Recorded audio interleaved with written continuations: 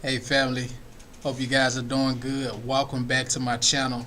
Today's message is a great one for you. It's a great one for me. I've been eating it up. I've been sitting here looking and reading. I'm like, oh man, this is a good one. And the spirit is all through this. It's speaking to me. I'm gonna try to make it as quick as possible because this passage and what I'm speaking about today has a lot of knowledge that should be given to the spirit to feed on, to know who you are. And even in modern day times, or maybe I have so many examples for it, so I'm going to jump right into it. Today's message is about not compromising your dreams. I know we want a lot of things in life. We want to get there, but in order to get there and make it forever, eternal, you can't compromise it. When you compromise it and allow other things to come in that don't have the same vision that God is giving you for it, to walk it out in the path that God has given you to walk it out, they will end up shortening, or what happens is it begins to be compromised, and God is no longer in it every step of the way, but now you have cracks in it. Now the foundation is compromised, and therefore as you build on it, it won't last. It will eventually fall because you don't have the right pieces in there. You're missing pieces, to be exact. And ultimately, as you keep building your life, it will crumble because you can't go from 1 to 100. You have to go through every step. So in order to go through every step, you can't compromise. And a lot of times we do that without even knowing it. And we live in a life where compromising is so normal that it means nothing. It doesn't set off a conviction in us because we've been doing it all our lives. We have been corrupted and exposed to it. So I'm going to jump into this message to show you how Jesus handled his life, and how when temptation came to him, how he was tempted to compromise, but he didn't. And I want to start this right now. I'm starting from Matthew chapter 4, verse 1. And it's the title of it is Jesus is Tested in the Wilderness. And guys, I want you to know from the beginning, we're tested each and every day. I know you're like, why are we tested? Why we got to be tested? Because we've been corrupted. I told you, always from the beginning, we were meant to be designed in God's image. And so in order to get us there, in order to develop into God's image, we have to be tested. We have to develop those ways. Just like you're in school, you got to be tested on those math problems. You got to be tested on that addition. Why? So it will stick to you, and you will be equipped when you go out into the world, that you will be able to add 3 plus 3. And that's what the tests are about. And it all comes down to perspective. How are you looking at it? Are you looking at it as a victim, or are you looking at it, okay, it's a test for me to grow and learn. I got to embrace the struggle. So let's jump into it. Now, then Jesus, chapter 4, verse 1. Then Jesus was led by the Spirit into the wilderness to be tempted by the devil. After fasting 40 days and 40 nights, he was hungry. The tempter came to him and said, if you are the Son of God, tell these stones to become bread. First off, we're going to I'm going to break it down piece by piece because it's so much, and I could read it all, then go through it. But I want us to stop it at these different points. And what is happening is, and what I want to show you is, Satan is always trying to come when you're at your weakest point. He's always trying to he's always trying to expose your weakness. And you have to own you have to know who you are and own who you are. So what this means is, in Jesus' sense, he became hungry after 40 days and 40 nights. He's like, he wanted to eat. So what it is Satan is always looking. He's sitting back and observing us as human beings, as mankind, and he's trying to find that weakness where he can slither in, just as he did Eve and deceived Adam and Eve. He was trying to find their weakness. He found it and he tapped into it to tempt them to get out of the will of God, to be disobedient to God, because they know that's a division when you're disobedient and you're not in the will anymore. And that's what Satan is looking for. So he figured he found one with Jesus. Oh, he's hungry. Let me go over here and tempt him a little bit. How many times, what is your weakness? What is evil tempting you with? See, and it's not just necessary the television. It can be that person close to you that's sitting there telling you, you know, you're trying to lose weight, but then they come to you, hey, I bought a cake for you, you know. Oh, wait a minute, what you mean you bought a cake for me? Don't you know I'm fasting, you know I'm trying to lose weight, you know, and it seems so simple. It seems like, oh, it's nothing, that's so small, Jarvis, but then there are bigger things. But I want you to understand something before I continue. Don't neglect the small things either. You have to know who you are and what you're doing. Even if it's as simple as someone bringing you a cake and they know you're trying to lose weight, you tell them straight up, hey, you know I'm trying to lose weight. This is not something I want in my life at this time. I appreciate it, but maybe at a later date.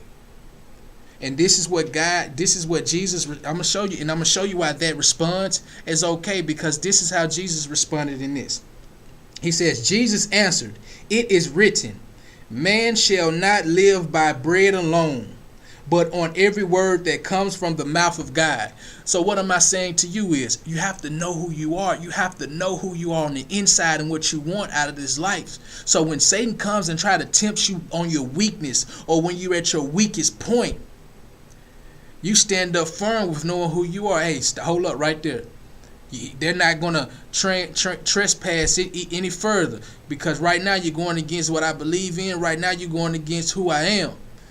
And you let them know point blank, nothing's wrong with being direct and blunt. You were meant to rule your life. And if no one is coming with any positive and loving news to help you elevate your life to the next level, but only decline it, you must speak and you must be clear. Let's continue. Chapter 4 to verse 5. Then the devil took him to the holy city and had him stand on the highest point of the temple. And he told Jesus, if you are the Son of God, he said, throw yourself down, for it is written, he will command his angels concerning you, and they will lift you up in their hands so that you will not strike your foot against a stone. See, here we go again. Evil is very smart. See, what Jesus did the first part, he showed them, hey, I stand on the principles of God. You understand? So we have to watch those people in our lives also that used to roll with God, who chose the other side. See, Satan was in God's army at one time before God cast him out, because he began to get prideful. He began to get selfish. He began to want things on his own opposed to being obedient to God. So because of that, he knows God's ways. He understands what God's will is. So guess what? When Jesus exposed himself as, this is what I stand on, the word of God, Satan said, okay, my move now. So he took him to the highest, he took him to a point, and he told him, hey, this is what he did. He spoke back God's words to Jesus. Don't get it confused, guys, if someone knows God's words, but then at the same time they're still evil. That's why you have to still be cautious and pay attention. That's why you have to walk with God so much and so good, to the point where when someone comes along even trying to prostitute God's name, you still can tell who they are by the fruit that they bear. It doesn't matter if they're speaking God's name. It's the manner in which they handle themselves. It's what the things that they do. You have to you have to pay close attention. I'm getting tongue tied. Excuse me, but you have to pay close attention. No, you can't take every word that comes out of a person's mouth, because we've all been corrupted and exposed. A lot of people that are in control of this world, they're using God's ways, but really have no good intentions for you, but only just to bring you in to control you. And I say to you right now, the word that is being spoken here today is to release you so you can understand these ways and what's out here, so you can be able to see clearer in this world. You can be able to stay away from those minefields, those types of people who are choosing to take on that spirit and allow it to live their life where they're being double-minded, where they're being two-faced. You have to embrace God so you can be able to see these things clearly. So first we have Satan coming through, tempting them with bread because he figured Jesus was hungry. So this is one thing that's very important. You see how Satan is upping his game. He's taking it to another level. Okay, he passed test 1, and that was an easy one to pass. But then Satan, he went higher. He came stronger. So guess what? We got to stay strong. We got to stay powerful, because each level we go to, Satan is going to try to up his game too. We got to be prepared. That's why you can't go from 0 to 100 real quick. You got to go through the steps. So when you get to 100, because you've did all the steps before, you'll be able to handle anything that's thrown to you. But if you go to 0 to 100 real quick, then when things are thrown to you, you won't be able to handle them. You'll crumble under pressure because you've missed the steps that are very important for you to handle that situation. Let's continue. Now, chapter 4, verse 8. One second here. Let me go back. Now, I stopped here at chapter 5 because the devil took him to the holy city and had him stand. Okay, Jesus answered is written. Okay. And I just read from verse 5 that then the devil took him to the holy city and had him stand on the highest point of the temple. If you are the Son of God, he said, throw yourself down, for it is written, he will command his angels concerning you, and they will lift you up in their hands, so that you will not strike your foot against a stone. Jesus answered him, it is also written, do not put the Lord your God to test. What is he saying? Yes, he's saying don't put the Lord God to test, but I want you to understand something deeper. Jesus is standing firm on his foundation of who he is and who God is. He's not wavering. He's not compromising. He's not thinking about compromising. He's standing firm. Jesus at this point is standing on belief.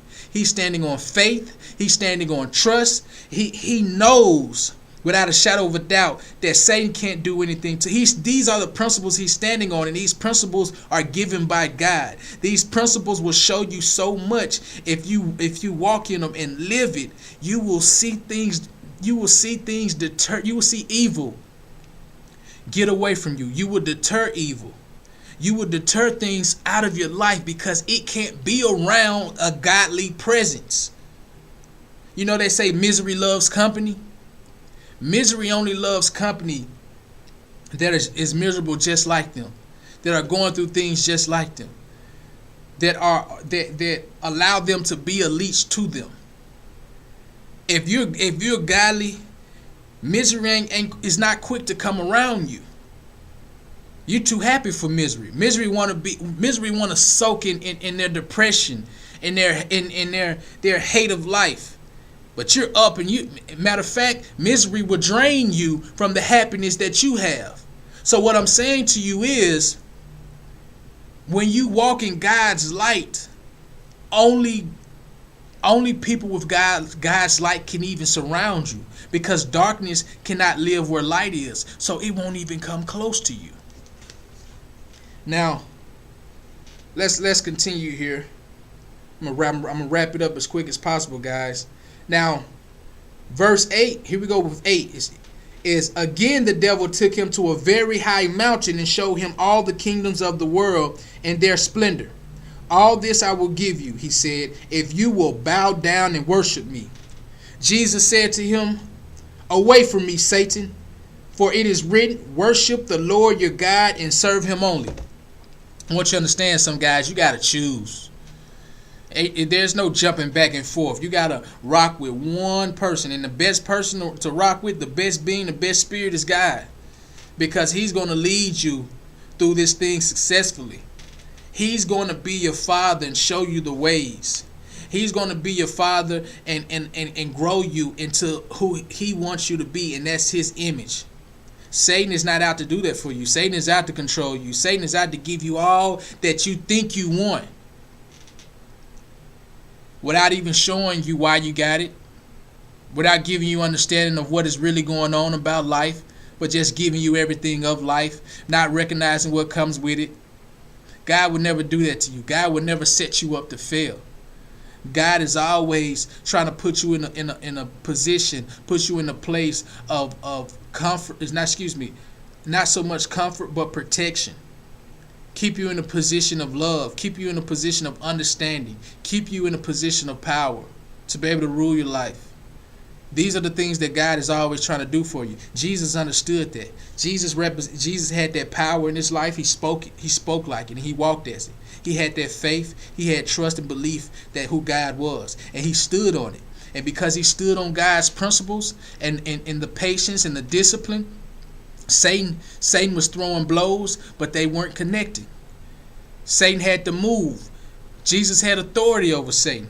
Though he tried to tempt him and he came more than once, he was shot down every time. Jesus did not compromise his dreams. Jesus did not compromise the will God had for his life. And that's for us. We can't compromise it. Satan is out here and he's speaking through people that's in power at a high level. And he's telling them, hey, give them millions. Control their life. Put them on television. Just so we can control them, that they can do our agenda and continue to keep the rest of the people asleep to what's really going on. That let them think where we are now, this is where they need to be. Not realizing that those people are being prostituted and their ways are being prostituted. Their ways are being taken and being used for evil intentions, even though they started off doing God's will. And I'm telling you right now, everybody who's ever done anything and gotten to a place, they did it because they were holding on to God's will for their life. And they were pushing forward with the principles and attributes of God. But just as Satan did with Jesus, Satan sit back and he watches you. He watches where you're good at. He watches and he knows what will happen if you get to this level with God. If you get to this level with God leading you. So he tries his best to come in, find your weakness, and try to deceive you so you can be outside of the will, cut off and separate from God, and he has control of you. And guess what? When he has control of you, what does that mean? He now has control of the power God has developed and given you since birth. And that is why he's after that. And when he has that and he controls you, then therefore he ends up controlling the world. Because now he has the key that God gave us. God gave his children. He didn't give it to Satan. He cast down Satan. Satan forfeited his right. And God gave that key to us. The power, the love, the rulership. But because we lack the knowledge and understanding of what's really going on in this life, the spiritual side of it, we're falling victim to the wicked ways that are just trying to control and take our power away from us. Rather it's from your hair. Rather it's through insult of your skin tone. Rather it's to have you come work for them. All those things are backwards. You go work for them because you don't truly know the potential or the true purpose for why you're born. You cut your hair because we don't have a true identity of who we are as a people and what the things God have given us, the true power behind it. And so we're insulted by the skin, not realizing that skin is designed to protect you in so many different ways. So instead of loving yourself, we end up bleaching our skin to look lighter for whatever reason. And our minds are being affected. Guys, all these things matter. Watch your steps. Watch what you're watching. Pay attention to how you're raising your kids and what they're turning out to be. In your mind and your eyes, I know it seems like it's something good, but hey guys, we gotta watch it.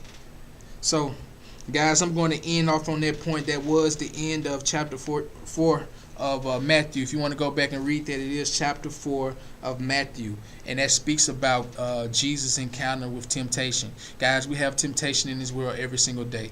You have to watch out for it. Keep your eyes open because Satan is prowling. He's observing. He's trying to see how he can stop your progress, stop the potential, stop your development of being made into God's image. I'm telling you. Because he's trying to take it and control it for himself so he can get the glory, so he can destroy your life and also destroy this world because he doesn't want anything to prosper. So, but God is the opposite. God created us to prosper. He created us to be successful. So walk with God, understand His ways, believe and have faith in Him, and I promise you, your life will be more than what you could ever thought of.